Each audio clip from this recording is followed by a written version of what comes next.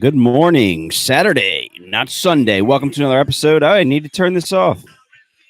Little Newfound Glory, Go West remix. A little bit of if you like the what was that? Pretty Woman, King of Wishful Thinking. Was that? I think it was from King of. It was from Pretty Woman. Was it? If I don't listen to the talk on the town, maybe I could fool myself. I'll get over. All right, I'm not a singer. Why am I singing? That was terrible. I apologize for that. Also, I might get taken in down for copyright infringement. I'm sure that was copyrighted material. I was just saying I do not own that music. Isn't that the best thing when people do that on Facebook? I do not own the rights to this music. Like that fucking clears you from copyright infringement. Like I don't own the rights to this. Well, okay, so you still can't fucking use it just because you felt like it. Anyhow, let's see. I had a shit week last week. Was what 5-11? It's awful. So we'll try to do better. I already did better Thursday night. Got lucky though. I thought Tyreek Hill wasn't playing, so I took LA plus 3.5. Ended up working out. Last minute touchdown. End of the game, 2-point conversion. What more could you ask for on a Thursday night? 2 10-win teams. Well, now they're both 11-win teams. It's not often that you see those type of games, one late in the season and two on Thursday nights. It was a really nice treat on Thursday night, and my old fucking ass fell asleep. It was 28-21. Chargers were driving, and I just could not stay up. I wanted to. I really, really wanted to, but I woke up, and they were talking about it on the post game on Amazon Prime. It was pretty cool that they still played some of the post game on Amazon Prime. I was probably, 8 to 10 minutes late for whatever reason. I don't know if a commercial woke me up or what woke me up, but I woke up after the game and then I was like, fuck, now I got to pretend like I actually watched this game. But now with YouTube now, it's pretty awesome. They pretty much upload the highlights to every single game, which I guess ESPN has left that void because they don't show highlights anymore. All it is like a bunch of people screaming at each other. So there's definitely a void, and I think YouTube has kind of filled that void, even though YouTube is shit in the bed right now. Everybody hates YouTube, and their YouTube Rewind, the most disliked video in YouTube history. Their own video that they uploaded is the most disliked video in YouTube history. That's pretty funny. But I don't know. I'm not really into the whys or who's or what's, but I think it's because a lot of their more popular content creators are a little bit more controversial, like PewDiePie. And there's a couple others, but mainly PewDiePie is who people were fucking railing about online, that they picked the more safe, the PC choices, and they were trying to, instead of showcase their curators and their talent, they were showcasing what we can do for advertisers. Like, here's our PC friendly stuff. Here's the stuff you can advertise on. And they were showing those channels as opposed to their most popular ones. So I think people were kind of resented the fact that YouTube is no longer about the creator and it's more about YouTube trying to drive ad revenue. It sucks, but it's the nature of the beast. We fucking live in a capitalist society. Guys got to make money, stay alive. I mean, so they sell all your data. They sell the ads on your content that you created. And, they're just making money off of you, hand over fist. Why are you mad at them for continuing to fucking work the system and work the machine? Can't blame them. They've only got a couple billion. Let's give them some tax breaks to build an office in fucking, I don't know, anywhere, Utah, Denver. Just pick a place, give them $1 billion tax break. They need it. They definitely need it, a tax break. No doubt. Let's change this. We're going to go to MME.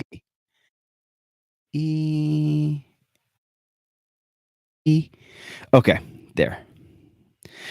For whatever reason, there's like a difference between the MME and the WDM. The MME is more laggy, but it's less likely to do that whole fucking robot talk sound. So I can't keep the earbud in my ear the whole time because it really throws me off. Not that you guys give a shit. We've been doing this now for about 3 minutes, and I think I've told you that I picked the Chargers game right. I haven't even made another pick, but I picked the Chargers game right. Anyway, games kick off on Saturday night, 4:30 with the Jets and the Texans. It's going to be in the Meadowlands. Rarely do the Jets get a prime time or even like showcase home game. They've had some issues in the past when their teams were bad, with the fans doing some weird shit on TV that the networks didn't like. They've lit the stadium on fire. Essentially, they put a bunch of trash underneath the stands, like lined it up and just lit it fucking on fire. Then there was a Halloween game where I guess they interrupted the whole game because they had a pumpkin that they brought out at halftime, and then they took the pumpkin away, and so the whole crowd was chanting, "We want the pumpkin!" So they could barely even play the game because the crowd was rioting because they wouldn't got a pumpkin. But Today should be a little different. It's going to be rainy. It's going to be gross. There shouldn't be hardly anyone in the stands. Jets are bad. Texans are pretty good coming off a loss to the Colts. You got to think the Texans are going to win, but they are touchdown favorite. They started off the week at 6, and I really liked Houston at 6. I don't like Houston at a 7-point favorite. They don't match up well with the Jets. The teams that can really exploit the Jets have those quicker, shiftier running backs, quicker, shiftier wide receivers. For whatever reason, the Jets seem to be able to scheme well against your bigger backs and your bigger wide receivers. DeAndre Hopkins, Demaryius Thomas, yes, they are a handful. Deshaun Watson's going to run around back there. Mobile quarterbacks have given the Jets issues. Last week, they gave up 100 yards rushing to Josh Allen. They've given up over 30, 40 yards to Ryan Tannehill. They just really struggle with mobile quarterbacks. So I do think the Texans win the game, but I think it's a close one. So give me the Jets +7 in that game. And then tonight, Baker Mayfield gets to show off for the world. Not too often that the Browns get primetime games. So I'm pretty excited to watch him and just him. I said last week that I really like watching the Browns for whatever reason. When they're on, if I'm flipping through channels or if they come on Red Zone, I'll switch over to their game. I really do like watching him. So I'm excited to watch this game. It is in Denver. Denver's a 2.5-point favorite. I'm going to take that. Give me Cleveland +2.5. I wish it were 3.5, obviously, so I could get that full field goal. But give me Cleveland +2.5. I think they're going to win the game outright. I actually might put some money on the money line there because I don't know. I just think Denver's heading in the wrong direction. Emmanuel Sanders out with the Achilles injury. They just lost to a San Fran team that is pretty much just playing the young guys for the rest of the year. Which more power to them. Kudos to them for trying that. I don't know what's going on in San Fran. They're just really unlucky with their injuries. Hopefully they can get it together for a year where they can actually, put a healthy team on the field because I really do want to see what Kyle Shanahan can do with a healthy Jimmy Garoppolo. And if they get some wide receiving weapons, they got Kittle, that tight end that looks legitimate. He had like 210 yards receiving in the first half and then didn't get another yard after that. It was like the craziest thing ever. He had over 200 yards receiving in the first half and then didn't get another reception, another yard the rest of the game. It was insane to see.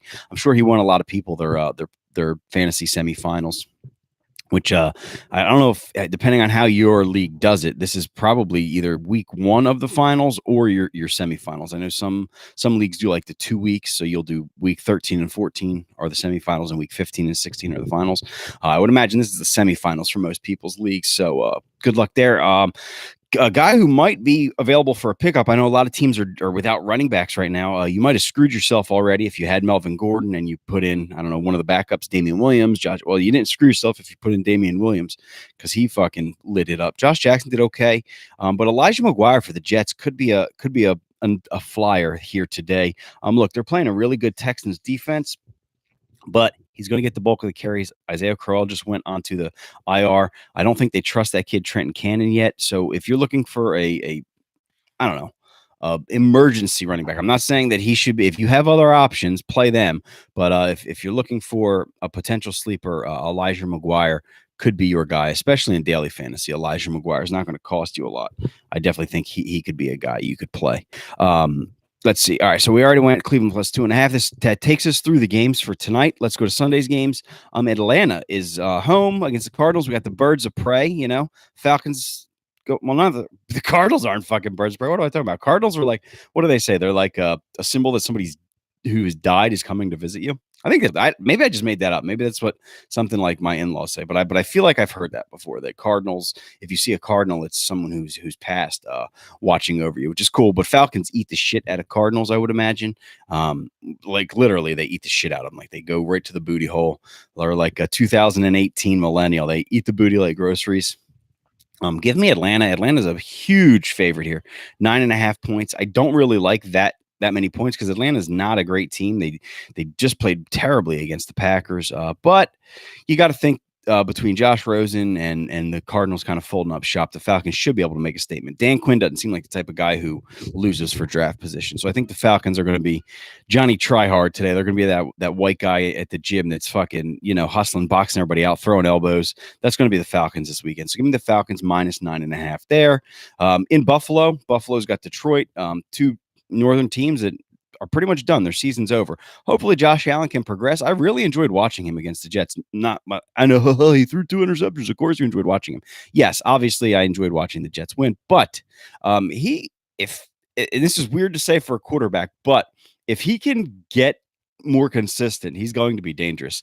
He's going to kill himself running around the way he does. Hopefully, he can tame that. He's like Michael Vick back there, but he's like way bigger than Mike Vick. Obviously, he's like 6'5", has a fucking cannon for an arm, runs around like a psycho. But he just really needs to focus on hitting those open reads consistently. Like he can make some insane throws, and then he'll make two throws where you'll just scratch your head, like he's so far inside on a throw or so far high on a throw, and then the next throw he'll be so low.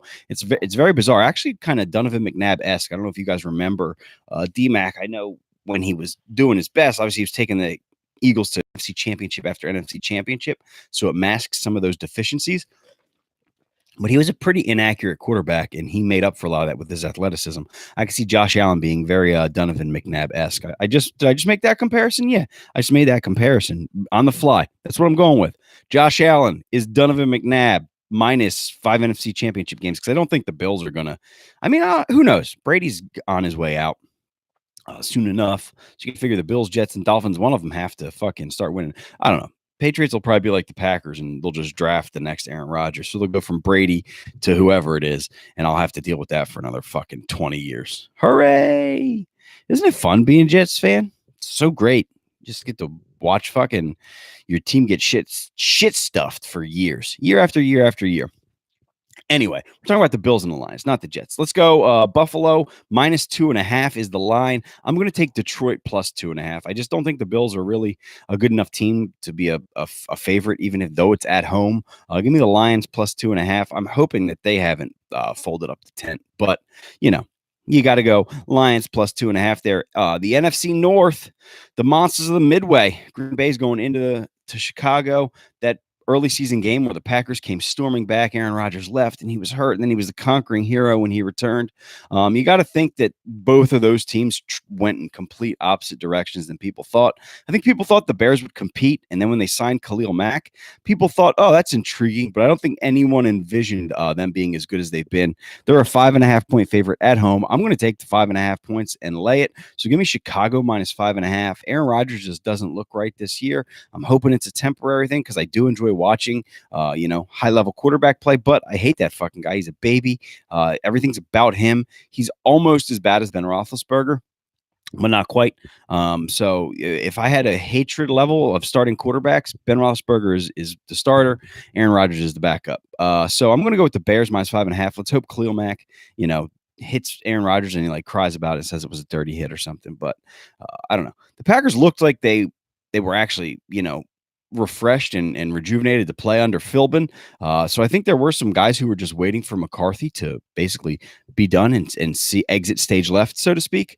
And that's not nice. That's not cool. That guy won him a Super Bowl. He was there for 15 years, and I guess he just wore out his welcome. But even with that rejuvenation, I watched the Philbin show in Miami. He's not a great head coach. Give me the Bears minus 5.5 there. Bengals and Raiders, another shit game. Jeff Driscoll's going to start against Derek Carr. I think Derek Carr's still starting. I don't know. He's been hurt a lot this year. I'm going to take Oakland plus 3. Cincinnati shouldn't, again, be a favorite, even if it is against the Raiders. I guess the Raiders shouldn't really ever be a favorite either. If it were the other way around, I'd be taking Cincy plus 3. I'm just taking the points here because I got no fucking clue what's going to happen. It's two shitty teams. Who knows? One could score 60 points on the other because that's what those shitty teams do. They'll just decide to run for 372 yards.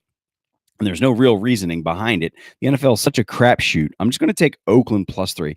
Now, that being said, the NFL being a crapshoot, I want you to listen to my advice. It's 100%, on. I back it 100%. I'm 20 games over 500 for the year, even with my fucking shit show last week. I was 5-11, and I'm still, I think, 100, 111 or 112 now, 112, 91 and 6 or something like that. So I'm doing really, really well this year. I'm kind of proud of that. I've mentioned it every single week how proud of it I am. I'm weirdly proud of it. Like I shouldn't be proud of the fact that I'm just spewing nonsense, like making picks pretty much at random. I'm basically a monkey throwing darts, but I'm proud of the fact that my darts have landed on the good more than they have the bad. But give me Oakland plus 3 there. The resurgent Dallas Cowboys. Dak Prescott completed 42 fucking passes last week, and nobody batted an eyelash. Now, granted, they were like fucking 10-yard passes, 6-yard passes, and then Amari Cooper would break a few. And I still stand by the fact that I don't think he's worth a first rounder. But there's no denying that he has changed that team's dynamic since he's been there. Do I think they're all of a sudden fucking Super Bowl champions? No. But that team is really, really good. That being said, they're in Indy, so they are an underdog. Indy's a 3-point favorite. Give me Dallas +3. Only reason is I still don't trust Indy's defense. They looked really good against the Texans, though, man. It's gonna be a fun game to watch at 1 o'clock. The Colts and the Cat. Well, not today at 1, but tomorrow at 1, Sunday. Unless you're listening to this Sunday, then it's today at 1. And if you're listening to it Monday, let's hope I picked it right. And I seem like a fucking prophet.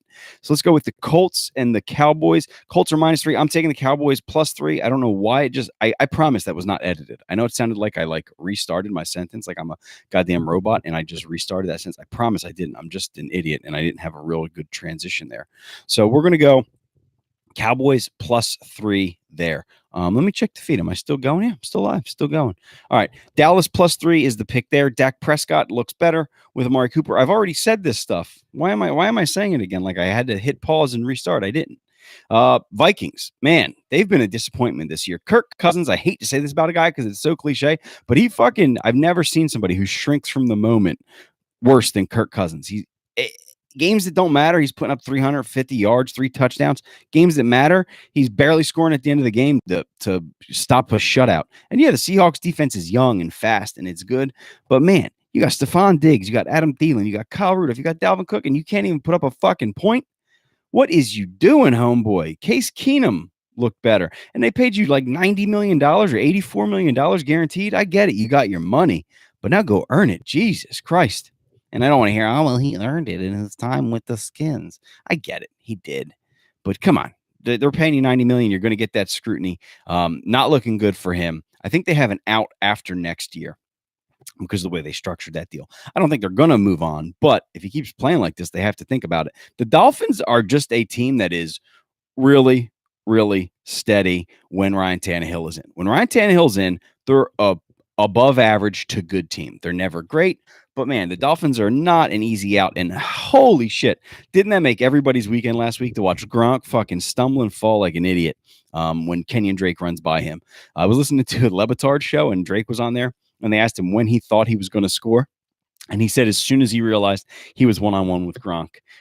Because I don't know what the Dolphins were or the Patriots were thinking. Very rarely do they make a situational mistake, and they made a huge one. Like there was no way Ryan Tannehill was getting that ball to the end zone. Like what the hell was Gronk even doing out there? It just wasn't happening that they were throwing a fucking Hail Mary 80 yards essentially by the time he dropped back to pass. And Gronk's out there waiting for it, and then all of a sudden, nope, just kidding. We're going to do a fucking hook and lateral, double lateral, and then we're going to run by Gronk and make him look like a fucking falling ogre. Like he looked like one of the giants in one of those movies where they tie their shoelaces together and he's like, oh, here I go. He just fucking fell flat on his face. Man, that was great. I could watch that highlight over and over and over again. And I tend to like Gronk, but fuck the Pats, that's you gotta live by the motto. This game started off Minnesota -8. It's down to Minnesota -7.5. As long as they stay more than a touchdown, I'm taking Miami. If Miami's going to get a full touchdown against Minnesota, I'm going to take Miami +7.5. They've proven that they can play teams tough and they can stay in games. I think a touchdown is just too much. Is Minnesota a better team? Yes. This isn't a nationally televised game, so Kirk Cousins will probably have a field day. But I'm taking Miami +7.5. I just don't see how you're going to give a touchdown that Minnesota would give you any confidence that they're going to win by a touchdown. Next game, Giants and Titans, another 1 o'clock game. A lot of 1 o'clock games between the Saturday. There's 2 Saturday games. There's like 9 1 o'clock games. I think there's only 2 4 o'clock games. Yeah, there is. There's only 2 4 o'clock games. So Giants, Titans in New York or in New Jersey, technically. Wow, that's going to be a fun turnaround for that field crew. You think they would have let the Giants play at 4 so that they would have had a full almost 24 hours to get the field switched over. Man, by the time the Jets game gets over, you figure 8 o'clock, they're going to have that field ready by fucking, 10 o'clock tomorrow morning. It's like a 12-hour turnaround. It's not going to be fun for those stadium workers. I hope you're getting overtime, getting time and a half, all those stadium workers. I know everybody hates unions, but let's hope that that union bargained for them to get some time and a half. Giants hosting the Titans. Titans, for some reason, the Giants were a 2.5-point favorite when the week started. It swung all the way to Tennessee -1. Odell Beckham's not going to play. OBJ, Odell Beckham Jr., he's not going to play again. He's got that quad injury. Speaking of quads, Saquon Barkley's the real deal, huh? You see how I did that? But no, he's probably going to be the rookie of the year if Baker Mayfield doesn't get it. They like quarterbacks, so they'll probably give it to Baker. But Saquon's probably the most deserving at this point. Tennessee -1 is hard to pass up on a Giants team that really shouldn't be playing to win, even though they're still talking about they have an outside shot at the playoffs, which they do. But if you're doing that, you're kind of just fucking your draft positioning. I'm taking Tennessee -1. I think they're good. I think the good Titans show up this week. So give me Tennessee -1. I think they'll be able to at least bottle up Barkley. Look, no one's going to stop him at this point in his career. He's too young. He's too strong. He's too fast. He's too quick. He's too add an adjective. He's too that. If you just add that, he's everything. He's the all around fucking phenomenon. But you still don't take that guy at 2 when you got Eli Manning fucking rotting corpse as your quarterback. Give me Tennessee -1 there. The Jags are, for some reason, a 7.5-point favorite against the Slurs. I say for some reason. We all know why. Because the fucking Redskins can't find a quarterback. They brought in Mark Sanchez, who played like, surprisingly enough, Mark Sanchez. We've seen that rodeo before if you're a Jets fan. That guy, I think at one point I looked, he was like 4 of 11 for like 34 yards and 2 interceptions, one of which was a pick 6. And you're telling me that Colin Kaepernick couldn't have done that? Like, I just hate how these NFL teams like just fucking say it. Like, we don't want the headache. Like, don't say, oh, we think this guy's better for the system, or we think this guy will learn the system faster. Just fucking say we don't want a guy kneeling on the sideline. I think I get it. Maybe that would prove the collusion case, but it would just sound so much better for fans than, oh, look, by the way, we signed Mark Sanchez and also a black guy, so we're not racist. We signed Josh Johnson, who happens to be African American. And I believe Daniel Snyder's actual quote was, look, he's colored. That's how tone deaf the Skins are. It wasn't an actual quote by Daniel Snyder. I don't want anyone to hashtag fake news me. It really was not a quote. It was a joke. It was a joke, but it was something Daniel Snyder would probably say in private to people. Well, people can't say we're racist, right? Give me the Jags -7.5, just because I hate the Redskins at this point. The Slurs, whatever you want to refer to them as. I try not to say the dirty R word, but sometimes it slips because I'm so used to it. I've been saying it since I've been a little boy, just a wee boy, a wee lad. A lass is a girl, right? So I'm not a wee lass. Although some people might say I'm a lass. And I tell you to go fuck yourself. Masculinity is not defined in 2018, soon to be 2019. I can fucking wax my eyebrows and still be a man, manly man. I can eat kale and still have big dick and balls. It's just less likely. All right? Don't tell me about my masculinity. Ravens, Buccaneers in Baltimore. Ravens are more than a touchdown favorite, -7.5. Their defense is really good. Man, they gave the Chiefs all they could handle. There were a couple weird plays, couple weird penalties, and we'd be talking about, wow, Lamar Jackson went into Kansas City and won, which surprised the hell out of me that he kept it as close as he did. They were close to winning that game. But give me Baltimore -7.5 here. I just think their defense carries them. Lamar Jackson makes enough plays. If he stops fumbling the ball, watch out because they're on to something there. I mean, RIP the Joe Flacco era in Baltimore. I don't think many people are going to miss that. Look, he won him a Super Bowl, but these past 3 years have been rough. He's not been very good. He's not been very consistent. He's getting more and more brittle as he ages. He's missed plenty of games. I just think that that the Ravens kind of made a mistake not going to Lamar Jackson sooner. I understand it with the contract situation the way it was. Joe Flacco was going to start. They were not convinced that Jackson was ready to run an offense. So, they did it right. Who knows if he started the year off, if they'd be even in this position, or if they would have lost more games because Lamar wasn't ready. But it looks like at this point they made a mistake in needing to get him in there. But how can you say that they've made a mistake when they're 3-1 in their last 4 games and they took Kansas City to overtime? So I'll shut the hell up. Niners, Seahawks. It's in San Fran, so Seahawks are only 2.5? No, 3.5. Well, no, I think it's down to 2.5. Let me check and confirm that. Yeah, it's down to 2.5. That's a steal. If you get the Seahawks at under a field goal right now, that's a steal. Let me confirm that I didn't write that down wrong because that doesn't sound right. Let me see. NFL scores. Yes. No, it's up to 3.5. I lied. It's not 2. I knew I wrote that wrong. Seattle is -3.5. I was going to say there's no way they're under a field goal. That just wouldn't make any fucking sense at all. Yeah, Seattle -3.5. I'll still take them. that 1 point swing, I know it sounds crazy, but it's scary. I think more games have been decided by 3 points this season than any other game, and that's what the NFL wants. They want parity. They want everybody 8-8. They want everybody to have a shot. Every team's got a chance any given Sunday. The NFL thrives on that, even though there's still 4 or 5 blue bloods that seem to do it better than everybody else every year. The Patriots being one of them. The really, really good teams swap off from time to time. What'd you make? You want to show everybody what you made? All right, show everybody what you made. You got to bring it down. Oh, Rudolph the red-nosed bag, lunch bag. It's a puppet. Yeah. What's he say? What's his name? His name is Rudolph because it has a red nose. Oh, okay. We made Rudolph yesterday. And he's got a little green tail? Yeah.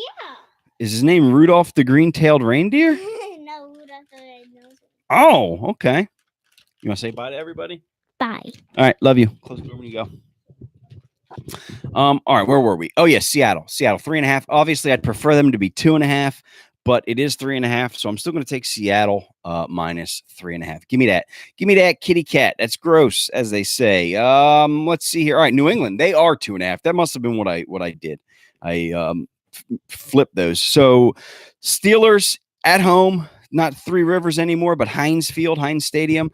The Patriots are going to Pittsburgh. Give me the Patriots minus 2.5. You know, the Steelers as a home underdog is insane to think about. Just a month ago, you would have never thought they'd be a home underdog. But the Patriots coming off that loss to the Dolphins really need this game, and I get that the Steelers need it as well to get their season back on track. But I just don't see the Patriots losing this game. I think they're going to go into Pittsburgh, and I think they're going to come out of there with the win. Give me New England minus 2.5. I'd love to see the Steelers win and pretty much keep the Patriots from clinching. Yeah, I don't think they can with that Dolphins loss. I don't think they can clinch unless the Dolphins lose and they win. Then of course they can. But let's see about sports NFL, not NHL. Let me check the standings really quick. Let's see how important this game is because it should be. But the Steelers kind of falling off the bat has not helped their cause. Yeah. So if Houston can beat the Jets, they'll go to 10-4. If New England loses, they'll go to 9-5. Pittsburgh would then go to 8-5-1. So Pittsburgh really, really needs this game. I don't see them winning it. I think the Patriots come out on top and pretty much eliminates the Steelers from a first round bye contention. They'll still obviously have a chance at the playoffs because the wild card is kind of crazy. Miami 7-6, Tennessee 7-6, Denver still got a chance at 6-7. Cleveland, I don't think is eliminated yet, but they're all but eliminated at 5-7-1. Although Cleveland can end Denver's season tonight with a loss. So for all intents and purposes, it's Tennessee, Miami, Indy, Baltimore, Pittsburgh, all vying for the last few spots. Can Baltimore pass Pittsburgh for the AFC North crown is yet to be seen. I got to think Baltimore's going to beat Tampa, go to 8-6. Pittsburgh's going to lose to New England, go to 7-6-1. So Baltimore, if everything goes as I see it, Baltimore will